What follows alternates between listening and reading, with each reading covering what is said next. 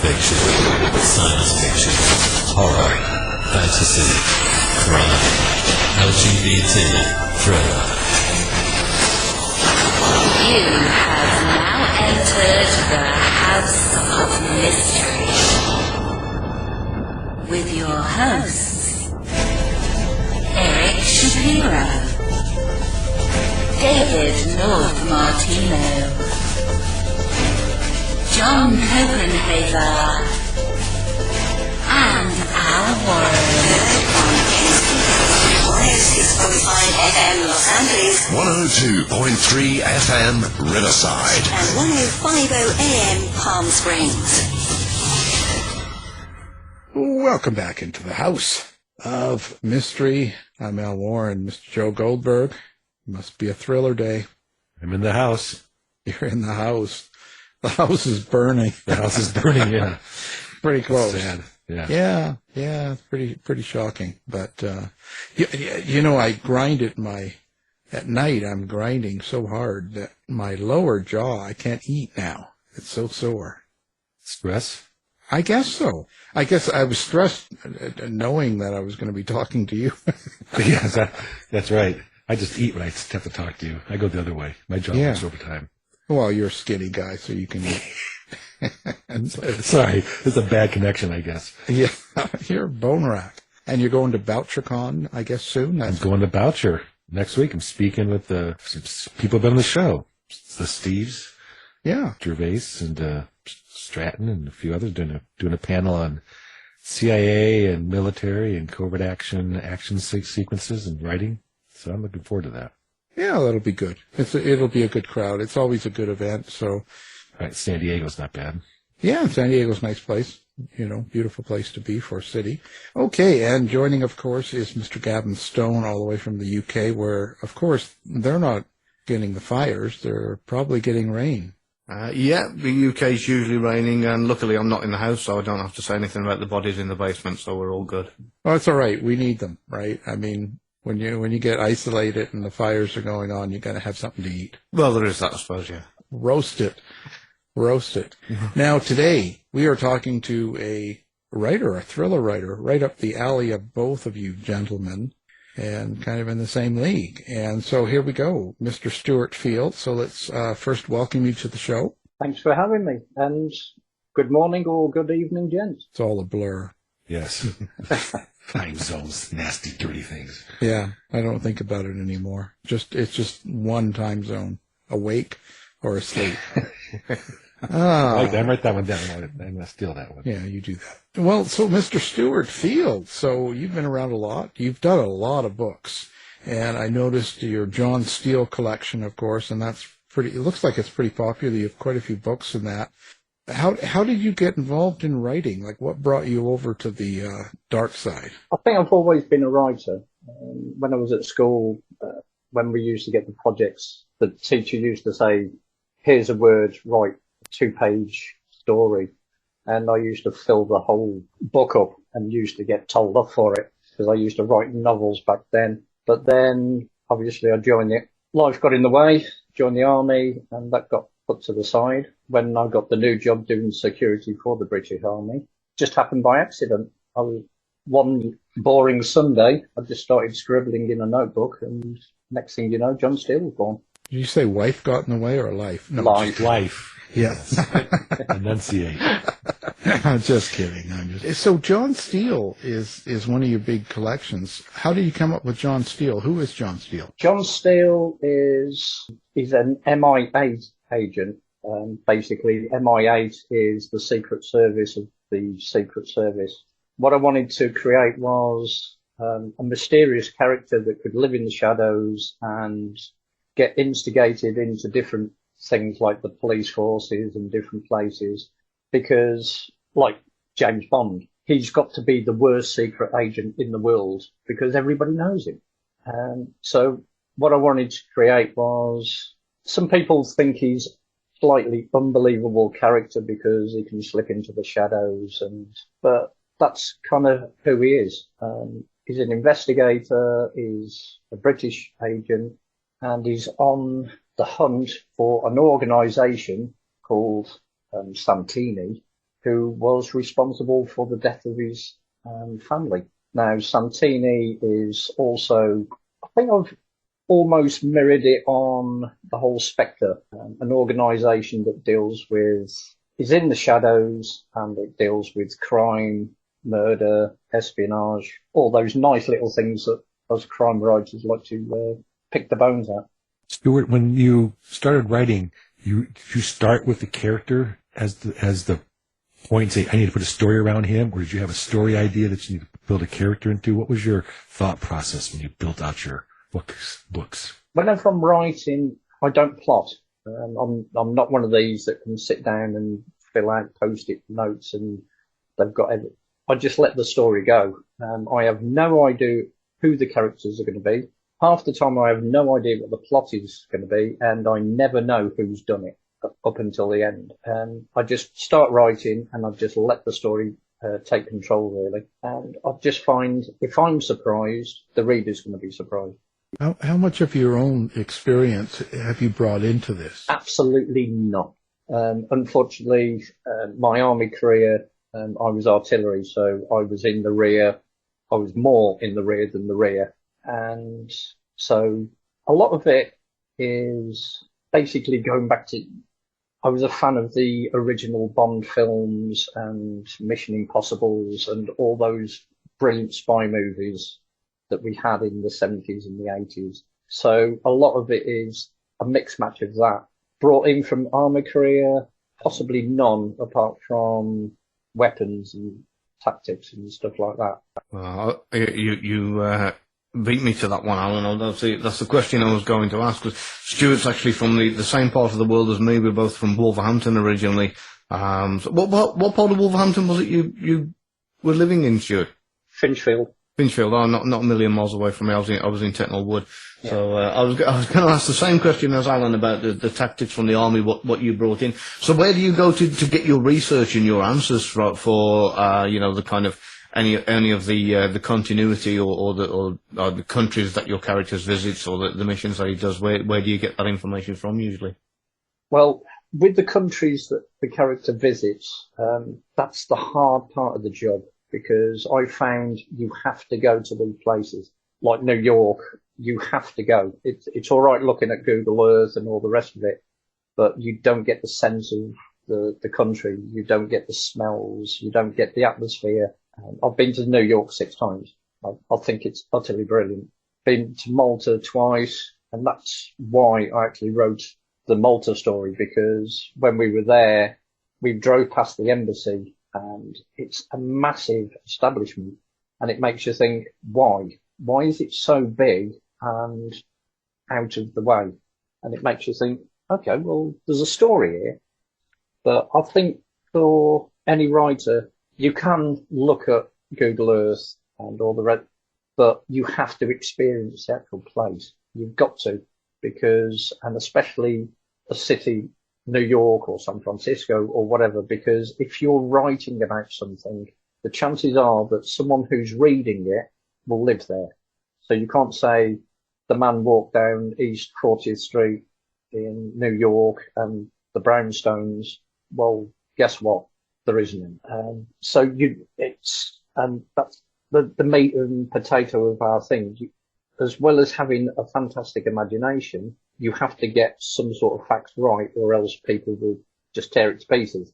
Some things you can get away with. I don't know whether you gents are the same. You do have an allowance, shall we say, namely you can put a diner where there possibly could be a diner or a gift shop or something.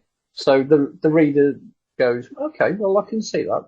But you can't put something where, you can't put a bookshop where there's a multi-story car park or something like that, because the reader will pick up on it.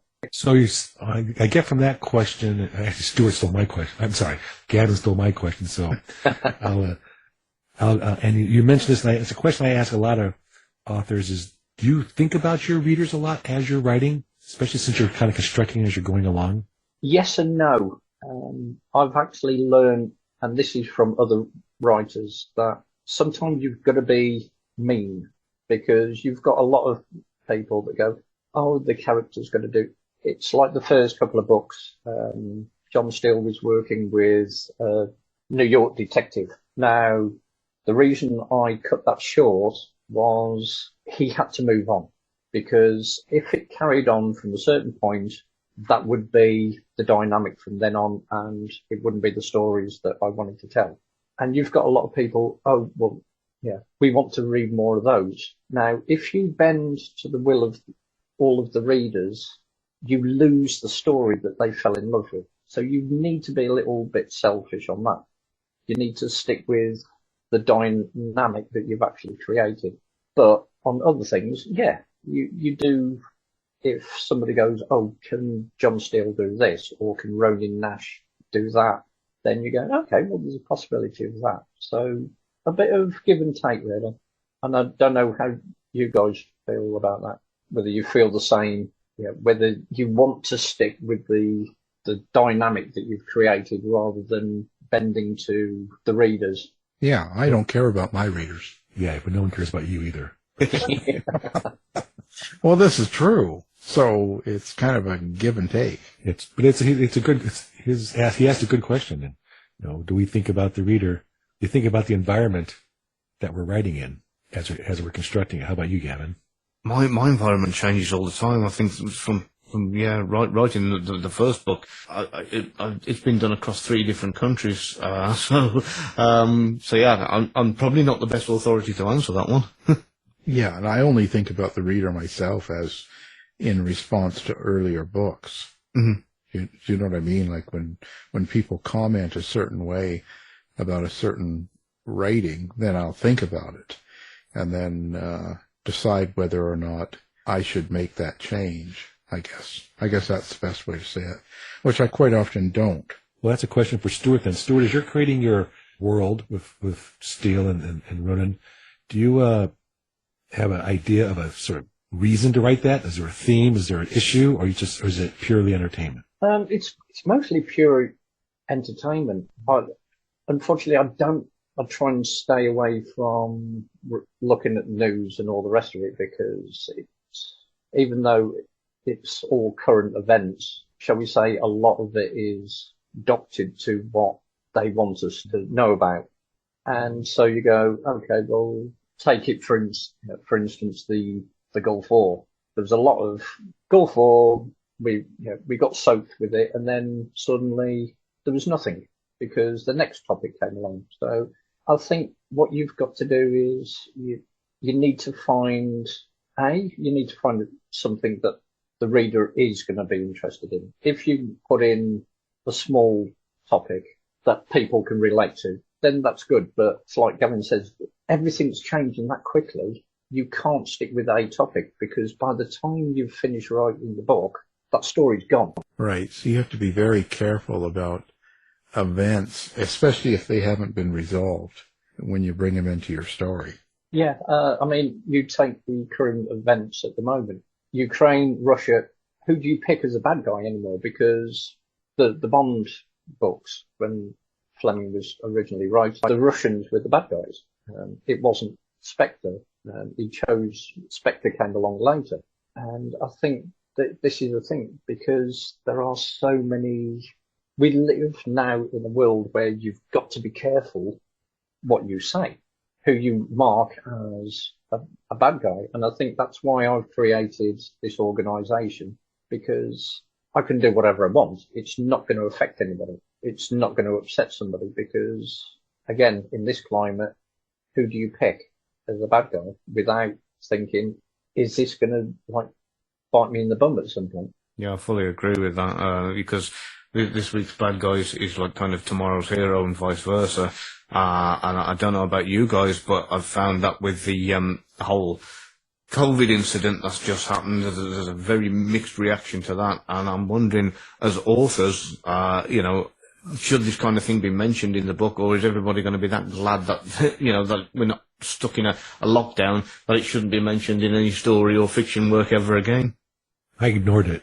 There's no reason for it to be, not necessarily because of pandemic fatigue. We went through it. It's a reality. It's the way the world was, and it changed the way people react. But it wasn't really that important in the context of the world that I created for my thrillers. Mm-hmm. So it just would have been, oh, look at me, I mentioned COVID and move on. It didn't make a difference to the storyline or the characters. And I just ignored it. Yeah. How about you, Stuart? Did you ignore it? Are you ignoring it? I have. I didn't even mention them because what I try and do with my books is I don't put a timescale. I don't say January the 10th, 1942, or this or the other. So my books could be set any time. And I think with that, I was thinking about some type of longevity for the stories, because if the stories can relate to whether it's in the 80s, the 90s, or whatever, there are snippets of things in there like weapons and all the rest of it, which Gavin will hopefully acknowledge to as well, because weapons and things like that are brought out at certain times. You can't say, I don't know, the guy had a Glock 17, but you've set the story in 1970 because the gun guys, the weapons people will come and get you in a second. They are, and they do. Yeah. Oh, you can't say that because this is a 9mm, blah blah blah. And on one side, okay, thanks very much. But on the other thing is, it's a story. Do you guys? I haven't had it for a while. I think the biggest one was Maltese Steel.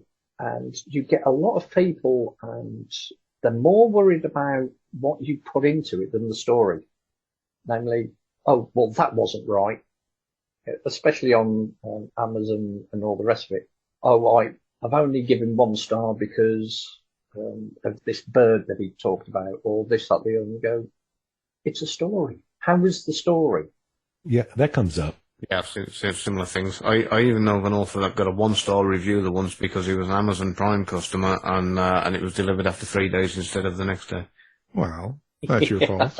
Yeah, it is. Got to blame somebody. It's a conspiracy. Conspiracy. You get in there. But it is true. And that goes back to the question, do you think about your readers? Oh, how accurate do I really need to be? I sort of have a rule that says, I don't need to explain how the communication system works. It just has to work. Mm-hmm. Right? And I'm going to move on. For those who want to write stories that have all that detail in it, knock yourself out. I'm not an expert on them. I don't want to spend a lot of time figuring out, frequency hopping and the like. I'm just going to say, he pushed the comm button in his earbud and he talked. Now, I don't like jumping the shark where they're talking, 30 feet down in a bunker and they're on the cell phone. I'm like, okay, come on. That's ridiculous. But I don't need to, and if they did, I'd explain that. That's when I would say, no, that's just ridiculous. Mm-hmm. But usually So you write your story and you've done this, that, the other, and then you start with your editing and you go, I've put too much information in. Yeah, this is like, there's too much information and it's just soaking up and even I'm getting bored. Or do you go, no, that's the right amount. How do you know when is enough information? I call that stuff purple haze. The stuff that my eyes start glassing over, even though I may have written it. A paragraph, if it's really important, like in my first Spy Devils book, it was really important to explain how this suitcase thing worked, because that was going to be a plot point further on down. So I spent a full paragraph explaining how it's put together. But if it's just something, not just something, if it's a flavor, if it's something to appeal to that type of reader, I'll put a couple of sentences, I'll put a little bit in, but I'm not going to spend enough where I feel like the story has dragged and stopped, where the characters aren't growing or the conflict is lost. And now we're in the purple haze of this stuff. And that's just, that's experience in writing, I guess. Or you say being a reader, this is just too much. But I like to have just enough to get to the next point, unless it's really important for the plot, and I'll put a little bit extra in there. Got you. I cheated. So all the I've had some flack over this. If anybody's read my book, you'll see I've got these little sections written in italics, and it'll say at the beginning tradecraft, and it'll explain exactly why something's done a particular way, not done another way, and how it works, and then it'll go back to the story. So you can kind of, if you're that engrossed in the story and you know how something works, if you're a seasoned operative like Joe, you can just kind of it as a field manual, and you can kind of read the intricate bits, So I was a bit naughty there, and I cheated. That's a primer. I think it's a good way. Yeah, that's a good way to do it. And Joe, you're seasoned. Yeah, As well seasoned. Yeah. Well, how about nonfiction, Al? I mean, how Well, about nonfiction, true yeah. crime? You see, that's got to be careful. I think that if it's important to the actions of the story, the crime, I've got to include it, right? That's a really tough one, especially historical, because you have to explain the atmosphere, the location, the city, why people are acting or reacting to certain things like the crime and in the way that they are. And so if you don't set up the city and give the history, then a lot of people won't understand it. So it's kind of important, but it's tough. You have to draw the line somewhere. Otherwise it does become too much of a history class and not enough of a story. So that's the hardest thing about writing nonfiction. So for me, anyway. Yeah, what's been your main challenge, Stuart, when you first got into writing fiction? What was the bit for you that was the most challenging part? When I first started, like I say, it was just a hobby. It was just something to pass the time. What I didn't want was the X factor. People look at your book and go, "Oh yeah, that's really good," and then behind your back they go, "That's absolutely garbage." And I think it's the whole self-confidence thing when you're starting out. Until you've actually published that first book, it's having the self-confidence, believing in that book that you've got, going, yeah, that's good to go. And especially for crime writers, it's very hard because the market has exploded, and it's not like before where you used to get the agent, the publisher, and you used to get the big check and this, that. Anyone can be a writer, and I think the problem is, again, you need to get hold of the story, see it through, get it out, and then just let it fly, and then whatever happens, happens. Hey, Stuart, can I caveat your comment there? That anyone can be a writer. Can I say anybody can publish a book? Yeah. Okay. Not everybody can be a writer, or if they have to work at it or whatever, but right now, anybody can publish a book. I mean, And I think there's a difference. I mean, there are some people might actually say, well, actually your stories are garbage, which is great because, everyone's got individual taste, but it's the fact, can you tell a story? Are you able to put a load of words together that make some sort of sense, that grip a person, that holds them until the very last page, and then for them to go, I want more. I want that next book. And I think that is the hardest part that we've got, because you start reading your own works, especially when you're editing and all the rest of it, and you go, really? How much can I actually cut? And I hate editing because you know that you've got to cut something out, but it's believing in your work. And like you say, Joe, don't give a damn about the reader, because this is my book. I believe in it. This is the way it is. If you don't like it, that's fine, because somebody will. The book is an extension of who you are. So you're putting yourself out there, and that takes a lot of courage in some sense. And like any other art, not everybody's artwork. If you go to an art museum, and it's not to everybody's taste. Not everybody liked Picasso when he first started painting. Oh, so you're Picasso now. He's a Picasso. But I think that goes back to the thing about, do you listen to your readers? You can't. You have to do your story and go, no, this is how I want it, regardless, because 20% might go, oh, I don't like the way that went, but all the rest, whose will do you bend to? No, yours. It's your story. That's the way you like it. The end. Well, that's why I say to my fans, or I actually put a little piece of paper in any book that I send directly, is reviews are welcome, constructive comments are welcome. Mm-hmm. Right? Feedback, the negative stuff that just says, "Hey, did this wrong." That doesn't help me become better. But something constructive criticism, let it rip. So I know what to do now if I want to get better. Is just go and read all your reviews and then work up from there. All two of them. Stuart's got so many more reviews. You guys swamp me. Oh, don't read my reviews. Oh, You talk to my wife and my kids. They're my reviews. That's about it. Yeah, that's the hardest part, I think, isn't it? Harder than writing the book, is getting the reviews. When I first started writing, like I say, it was just a project. A friend of mine read it, thought, yeah, that's a good book. You should get it published.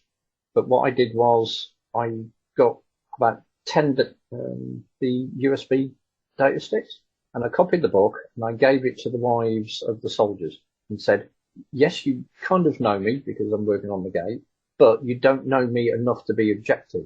Read it and let me know if you didn't like it. Just be honest and tell me what you didn't like about it. Now, 10 people are going to come out with 10 different likes or hates, but what you're looking for is the one constant, and that is where you've got to go, okay, well, they all liked that or they all hated that, and that is, for me, it's the same with Amazon reviews. You look at the one constant and not the I didn't like it. That's it. Yeah, I did actually have one review that says didn't like it. Didn't give a reason why or anything, just didn't like it. Well, yeah, great, but that doesn't help me whatsoever. Hunt them down, take them out. Come on. Stuart has friends. Yeah. Start using your connections. So your location, how detailed? Because you said you love New York and traveling and stuff. So how detailed do you make your location in your book? How important is that to you? I think very, because what you try and do is draw the person into that story. Now, I've had a lot of people, and the crime fest in Bristol. You meet a lot of people there, and they say, "Oh, we really liked your book," and yeah. And I liked the way you described that park or this, that, the other.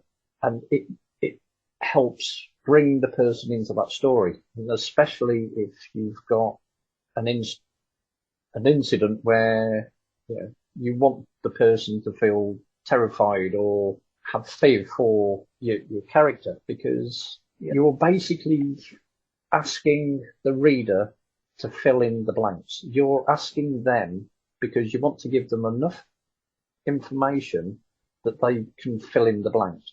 My first book, like I say, I gave out several data sticks, and this one woman came, she went, I couldn't finish the book. The murders were that horrific. And I said, what murders? You don't see any murders. You see the person getting snatched, and then the next thing you know, the police are finding the body. You don't see any murders. And she went, oh yeah, she filled in the blanks. So whatever she came up with, and seek help here, and that's what we do. We create a world and ask the reader to fill in that blanks. Yeah, I love that. Are there any authors that you actively follow, that you draw inspiration from, or that have helped inspire you with your writing? I don't read. I can't sit still long enough. I do a lot of Audible books, especially because I do roaming patrols in a vehicle, and I listen to a lot of Audible, and I've done a lot of the Jack Reachers. At the minute, I'm just starting with who was it? Paul Gitcham, his books, because it's very diverse. But anyone who's influenced, I really can't say that I'm influenced by anybody. I know that's very arrogant to say that. You're supposed to mention the hosts. It's the polite thing to do. Say, well, yeah, Joe, Gavin. I mean, absolutely. I think we're all on Audible, aren't we? Yeah. Hey, Stuart, how do you deal with your bad guys? How do you interact with them? I have, in the one John Steel book, I've got this one bad guy, Mr. Williams. He's a constant bad guy. He is basically the Moriarty. He is the Magneto. He's the yin and yang to Steel. And I love that character because even though they're good and bad, they're almost alike. So you've got those. But as for the other bad guys, burn them. You just want them to get a horrible death or get their comeuppance that they actually deserve. You make them as nasty as possible, and then you just finish them off as nicely as possible. If only it was that way in real life. And how do you write violence on the page? Are you conscious of it? I think with violence, you need to be careful, You really need to be careful, especially nowadays in today's climate. Now, if it's a gunfight or something like that, it's what basically people are reading about. Yeah, they want to, people read the Bond books or the Bourne books or whatever because that's what they know. That's what they're reading it for. But I think other violence, we need to be very, very careful. It's like the death of a victim. And I try not to show how a person gets murdered because, again, people might get upset. How could you do this to the woman or the child or whatever? But apparently, and this is one fact that came up on the Crime Fest, if you hurt an animal, yeah, that's the worst thing you could ever. You can slaughter millions, but you kill a dog, yeah, you're in trouble. Yeah, John Wick's proof of that. Well, it's true. You kill an animal and it's hard. When you kill people, Gavin there, he's upset. He puts the book down. You're right. Soft. Yeah. He's light, but, yeah, don't kill an animal. So what do you get out of the writing of books, Stuart? At the end of the day, when you finish a book, do you think you gain something from it? Do you change as a writer or as a person? I get an idea for a story. It might be a slight idea, and then I need to get it out. And then once it's out, I wouldn't say it's almost like a drug, but it's something that gnaws at me. I need to get that story out. Once that idea is got into my head, I need to get it out into the world because I just love writing. Call it a vocation, because you get some people and they just write because they want to write, and then you get others and they just love to write. The same as musicians or snooker players or golfers or whatever. It's something that we feel that we love to do and we want to share it with the world. Have you got anyone there translating it to German for you?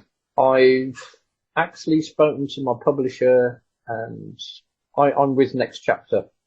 It's a fairly new publisher and they've got it in Spanish. They've got all my books in Spanish for some reason, and I've said, you need to look at Germany because there is a massive, the Germans love crime thrillers. They're absolutely mad for it. I was just going to ask what the main differences are between John Steel and Ronin Nash. Are they complete polar opposites, or is Ronin Nash a Mark II of John Steel? John Steel is, like I say, is MI8, if you like, secret agent, and he is the action character. He's the bloke who's going to jump off buildings or like jump into helicopters, guns blazing, all the rest of it. Ronin Nash is complete opposite. He's an investigator. He's the guy who sits down and tries to work out the puzzle. He's not into violence. Even though he's an ex-army ranger, he doesn't like getting into a situation where he's got to fight, because he's more of a thinker than an action person. And where do the inspiration for your characters come? The other characters, secondary characters in the book, are they generally people you know and people in your life, or are they all your own creations? No, they're just, like I say, I'll start writing and a character will pop up, and then I've got this massive stickets and notebooks all over the place, because when a character pops up, I need to start making notes. Right, this is Sam McCall. She's so hot. That's her height. This, that, the other. Or else I'll just get lost. They just appear. I've just got a really mad imagination. Or you drink a lot. Given the choice, not as much as I used to. But. Do you do social media? Do you have website? Do you like to interact with readers? Yeah, I like to get. I'm on Facebook, I'm on Twitter, because you do like to hear from people. Every morning, I just put out this morning or evening to all that's got, Happy Monday or this, that, the other, because something that started out as a joke is now people expect it. It's quite mad, because this one day I didn't do it and somebody went, "Are you all right? Yeah, is everything okay?" Well, yeah. People care about you. You're like, yeah, just because I didn't do one day. And that's the thing. It is nice to know that people are looking out for you, even though they don't pop up every 5 minutes or this, that, the other. But yeah, I do like to interact, because at the end of the day, they're the people I'm writing for. And that's why I like doing the Crime Fest. I'm actually off to bloody Scotland in September and Iceland Noir in November, because you get to meet the people that you're actually writing for. And it just gives you that nice sense that somebody is actually looking at your work. You're not like Joe writing for the money. Only for the cash, baby. In cash we trust. Only the money. Money? What? You get paid for it? That's what, I'm doing something wrong. I'm paying everybody else. Yeah. No, Gavin has arranged it so all your deposits go into his account, you see. Yes, Yeah. he's sneaky. He's Secret Service there. He's got things going on. Yeah, you think you've sold like 2 books and he's getting all the cash. That's it. I've been rumbled. Yeah, Stuart, have you ever had a story that you've started to write and worked on for a while and then all of a sudden it just stalls or you can't finish it? Yes, I've got 3 at the moment. I'm working on 3 books at the moment, and at the moment, because my work, because I do shift work, it tends to get in the way, because you need time to sit and let your imagination run, and if you're coming off night shift and all the rest of it. So I'm working on John Steele's 7, which is technically the book, basically what happened to Steele after he got shot, the beginnings of Steele and Shadows, because I think people wanted to know, well, what actually happened to him in between that period and that period. Working on Ronin Nash 2, and I'm also working on a book that's going to have 3 short stories, which is short stories for Nash, Steele, and D.I. Platt, who was the detective in my last book, or double book, which was a friend of the family. How many people you know that you killed off in your books? That I actually know.